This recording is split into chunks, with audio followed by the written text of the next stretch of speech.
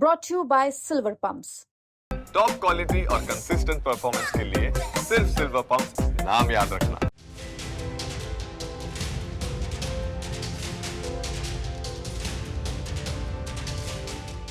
Noida sector 105 इस जगह की पहचान एक पॉश इलाके के तौर पर होती है, लेकिन 28 मार्च को ईडी के एक रेड के बाद इस इलाके के लोग सदमे में हैं। दरअसल सेक्टर 105 के एक बंगले पर ईडी ने अचानक रात के समय रेड कर दी। खुलासे के बाद पता चला कि इस बंगले में पॉर्न वीडियो बनाने के लिए स्टूडियो बनाया गया था और यहाँ से करोड़ों रुपए के लेन देन चल रहे थे, और वो भी विदेशी करेंसी में।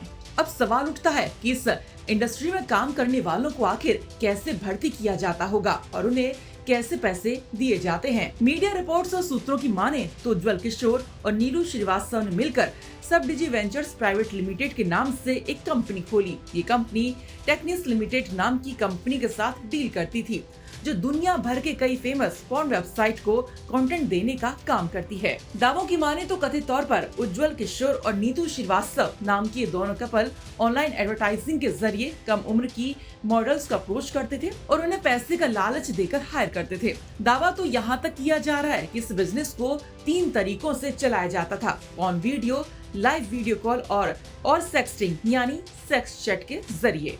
आमतौर पर सोशल मीडिया पोस्ट और ऐड के जरिए मॉडल्स से कांटेक्ट किया जाता था और कुल कमाई की 25% मॉडल्स को दिया जाता था और 75% उज्जवल किशोर और नीतू खुद अपने पास ही रखते थे। लेकिन आरोप है कि जिस इंटरनेशनल वेबसाइट्स को ये कंटेंट दिया करते थे, वो वेबसाइट्स टेक्निस लिमिटेड नाम के एक साइप्रस की कंपनी के जरिए उज्जवल किशोर और नीतू श्रीवास्तव की कंपनी सब डिजी वेंचर्स प्राइवेट लिमिटेड को फंड ट्रांसफर कर रही थी।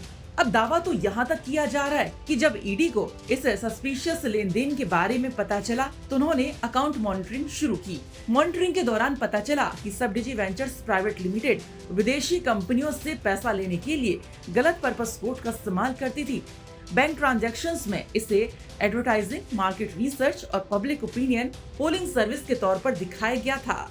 लेकिन कंपनी की प्रोफाइल खंगालने के बाद पता चला कि यहाँ तो दाल में कुछ काला नहीं, बल्कि पूरी की पूरी दाल ही गड़बड़ झाला से बनी हुई है। फिर क्या था, ईडी ने इंफॉर्मेशन कलेक्ट करनी शुरू की और कान खींचते ही पूरा दिमाग बाहर आ गया, जिसके बाद करीब दर्जन भर से ज्यादा ईडी के अधिकारी उज्जवल किशोर और नीतू श्रीवास्तव के नोएडा 105 वाले स्थित बंगले पर रेड करने के लिए जा पहुँचे।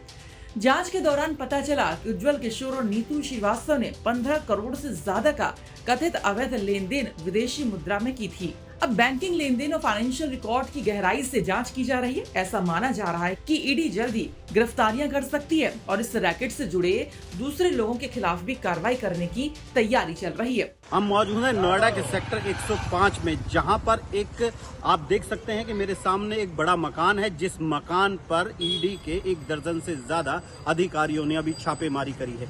इस मकान के अंदर दो इनोवा में भर के ईडी के अधिकारी आए हैं, जो फिलहाल अभी अंदर छापेमारी चल रही है।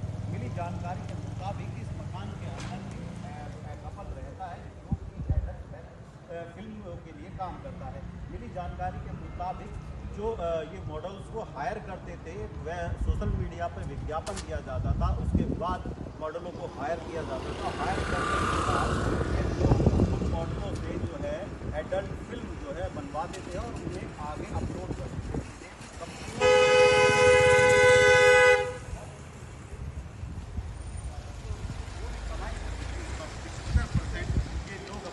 रखते थे और 25% उन मॉडलों को दिया जाता था जिन्हें ये हायर करते थे।